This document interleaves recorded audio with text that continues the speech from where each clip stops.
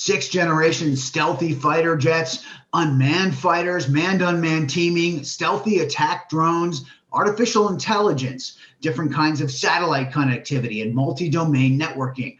It's all developing now and will figure prominently in War in 2050. Hello and welcome to the next part of our series, Air War in 2050. We're glad you're here. I'm Kris Osborn. This is the Center for Military Modernization. Now, for this part, we had a fantastic opportunity to talk to some key decision makers. We were invited to the Pentagon to talk to the Undersecretary of the Army, Mr. Gabe Camarillo, about the future of air war, helicopters, unmanned teaming, and, of course, air-to-ground coordination. Also, we spoke to the ranking member on the Sea Power and Projection Forces Subcommittee in Congress, Representative Rob Wittman. And finally, I had a chance to ask Air Force Secretary Frank Kendall some key questions. Now, with the Congressman, we were talking about fifth and sixth generation air power and the importance, particularly in places like the Pacific, of projecting fifth generation power, stealthy support, either in support of an amphibious operation, for island hopping kinds of expeditionary maneuvers, or, of course, to counter a potential Chinese amphibious attack.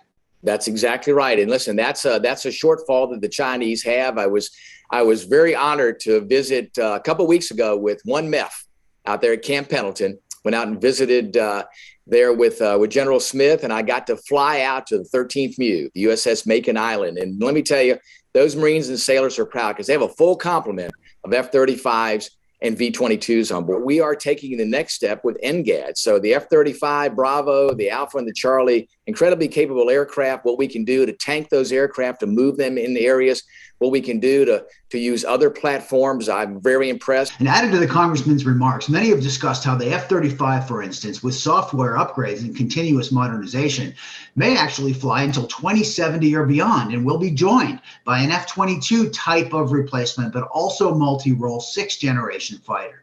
Now, when it comes to sixth gen, it's already in the air. But if you want to know about the sixth gen fighter, not much to know. It's all kind of secret for understandable reasons. But Secretary Kendall of the Air Force did talk about a family of systems. It's one of what the Air Force calls operational imperatives. And the concept is not just one platform, potentially working in tandem with other platforms. So I asked him about sixth generation, recognizing, of course, not much is discussable per se.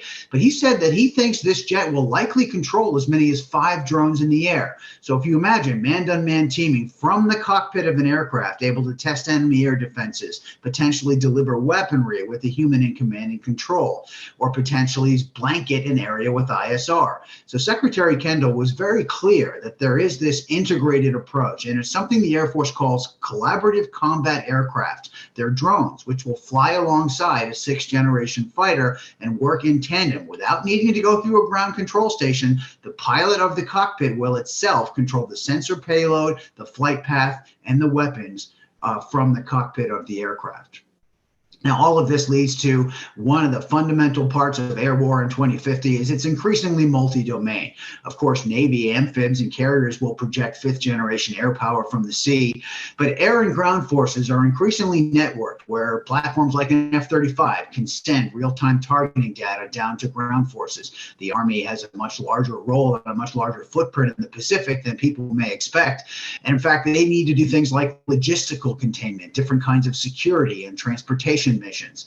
Now, I did ask the Undersecretary about a key program called Future Vertical Lift, and it's a series of aircraft for the future. As you know, we have the most capable, most advanced fleet of rotary wing aircraft anywhere in the world, but they are reaching kind of the edge limits in terms of their speed, their range, and size, weight, and power constraints on those platforms. So part of the modernization push is to enable us to expand that envelope of range, speed, and endurance to be able to achieve all of our requirements for lift in the future. I think our tech demonstrator program really helped to work with the industrial base to mature some of those technologies and capabilities. I think we're seeing the dividends pay from that, and I look forward to continuing to work with the CFT on those efforts. The Army is fully aligned with the department's strategy for JADC2.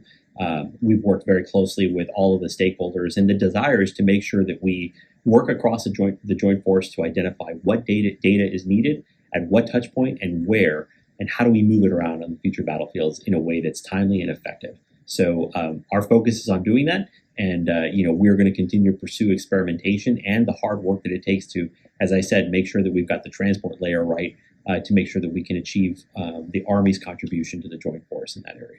But all this points to fifth and sixth generation from Navy ships, ground-launched aircraft and future helicopters, fixed-wing aircraft and drones, of course, working in tandem, information sharing, multi-domain operations. It aligns with the Pentagon's Joint All-Domain Command and Control Program, or JADC2. The concept is to enable a dispersed, interconnected fighting force so that a stealth bomber and a tank and something like an amphibious warship can all, in real time, almost instantaneously share target data, and in many cases use AI-enabled computers to process targeting data, make those key determinations, and give human decision makers the right information at the right time to fight at the speed of relevance. There's one way to think about what warfare will look like in 2050. It's going in this direction. Kris Osborn, Center for Military Modernization. Thanks for joining us.